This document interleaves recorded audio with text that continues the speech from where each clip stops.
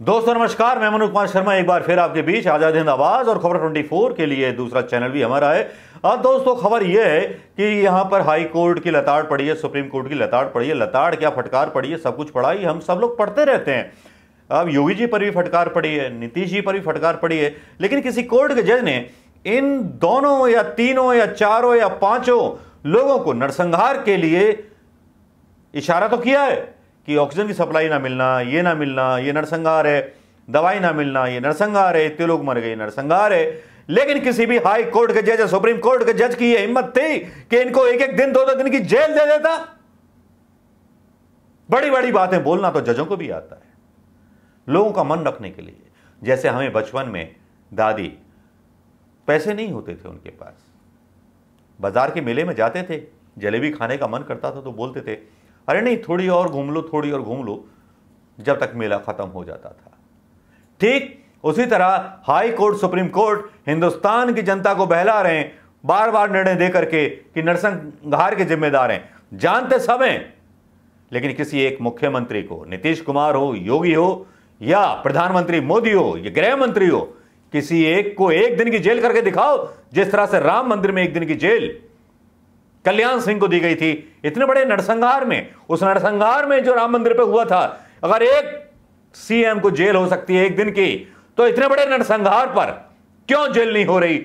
High court से और supreme court से मेरा यह सवाल है। हुजूर आला न्यायपालिका, मैं गुहार करना चाहूंगा आपसे। अभी तक इतनी मौतें हो गई बदइंतजामी से, तो अभी तक किसी को सजाएं क्यों नहीं दी गई? जब आप खुद मान रहे हो कि ऑक्सीजन की सप्लाई नहीं मिली, दवाइयां नहीं मिली, सिस्टम फेल हो गया, विदेशों से आई हुई दवाएं बट नहीं पा रही हैं, क्या मजाक बना रखा है देश का? या देश को बेकर के छोड़ोगे?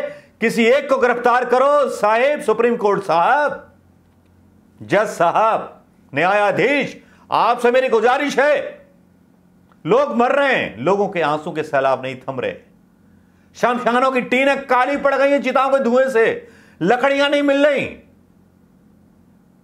केवल ये कह देने भर से कि नरसंहार माना जाएगा, हत्या मानी जाएगी, तो जो नरसंहार के दोषी हैं उन्हें सजा तो दे दो, या इसके लिए भी किसी का हुक्म का इंतजार करना पड़ेगा? हुजूर आलिया चंद्रचूड़ साहब, मेरी आपसे गुजारिश है, चीफ जस्टिस के नाते मेरी पुकार सुनिएगा, और मैं लोगों से कहना चाहूंगा मेरी पुकार उन तक पहुंचाइएगा।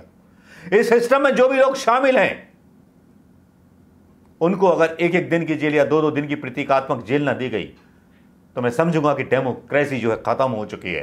केवल समाचारों की तरह फैसले आते हैं हाई कोर्ट और सुप्रीम कोर्ट के, केवल दिल बहलाने के लिए, हिंदुस्तान की जनता का मन रखने के लिए। ऑक्सीजन की सप्लाई हो रही है, विज्ञापन आते हैं मन बहलाने के लिए, लेकिन जिन लोगों की मौत निश्चित है वो निश्चित है।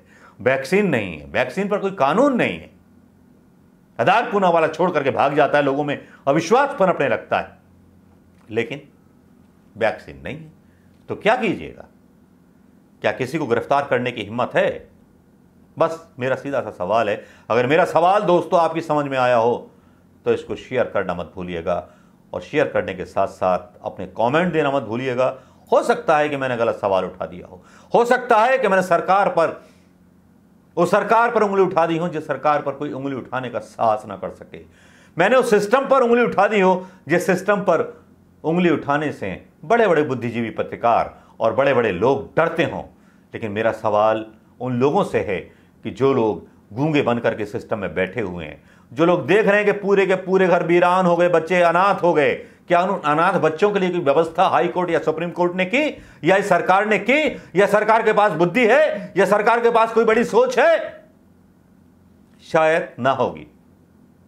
इनको भलाई करने वालों को गिरफ्तार करने से फुर्सत कहां मिलती है? इनको तो अपना एक राजकीय तंत्र चाहिए, इनको अपना एक महल चाहिए, लाशों पे खड़ा हुआ वो एक महल जो वाकई में अद्भुत कहलाएगा।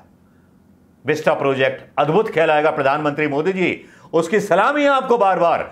लाशें जलती रहीं और आपका महल बनता रहा, लकड़ियां जलती रहीं शमशानों में और आपका महल बनता रहा। राम जन्मभूमि की बात छोड़िए, आपने हिंदुओं की लाशों पर अपना महल खड़ा कर लिया। वो महल जिसमें आपकी रहने की तमन्ना थी, वो सारा कुछ पूरा कर लिया।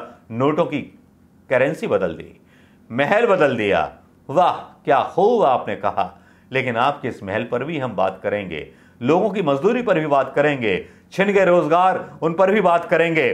तुमसे सवाल तुम्हारा गरेबान पकड़ करके पूछेंगे कि तुम थे कहां, कहां सोए हुए थे जब लोग मर रहे थे।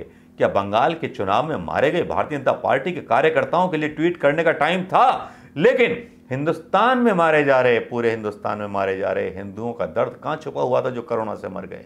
क्यों नहीं उनके लिए बेहतर इंतजाम किए? क्यों आप रैलियों में ठुमके लगा रहे थे बंगाल में जाकर के? क्यों बंगाल की रैलियों में जाकर के आप दीदी और दीदी बोल रहे थे? क्यों आपने चुनाव आयोग को वहां पर लगाया हुआ था? क्यों आपने न्यायपालिका को वहां अपने गुलाम समझ करके लगाया हुआ था? क्यों आपने गोदी मीडिया को लगाया हुआ था अपने बारे में भांडगिरी करने के लिए कि आपके बारे में गाने गाए, आपके बारे में आपकी प्रशंसा करे? शर्म आती है। कहावत याद आती है, जब रोम जल रहा था तो नीरो बंसी बजा रहा था। लेकिन यह कहावत भी हिंदुस्तान में याद रखी जाएगी कि जब हिंदुस्तान में चिताएं जल रही थीं तब मोदी अपना महल बना रहा था। मोदी सत्ता के लिए बंगाल में बड़े बड़े ड्रामे और बड़ी बड़ी कहानियां रच रहा था। याद रखना दोस्तों इस तारीख को और इस वीडियो को जो मैंने डाला है। अगर पसंद आया हो और आप मेरी बात से सहमत हो तो सवाल करना मत भूलिए, इस सरकार से भी, न्यायपालिका से भी, उस गोदी मीडिया से भी, जो ये तीनों खंबे जिम्मेदार हैं इस देश की बर्बादी के। और क्या सवाल पूछूंगा? सवाल ही तो कर सकता हूं। मेरे पास पावर तो है नहीं कि मैं मोदी जी को बर्खास्त कर दूं। मेरे पास वो भी पावर नहीं है। आम आदमी हूं। राशन की चीनी लेने के लिए भी मुझे लाइन में लगना पड़ता है। रोजाना की जरूरतों के लिए मुझे पुलिस का मुंह देखना पड़ता है। लॉकडाउन में कमाई के लिए मुझे देखना पड़ता है कि मेरी तनख्वाह कितनी कट जाएगी। ओवर टाइम किया तो तनख्वाह मिल जाएगी, ओवर टाइम ना किया तो तनख्वाह नहीं मिलेगी। बस यही रक्षा किसी मुझ जैसे आम आदमियों की चलती रहती है।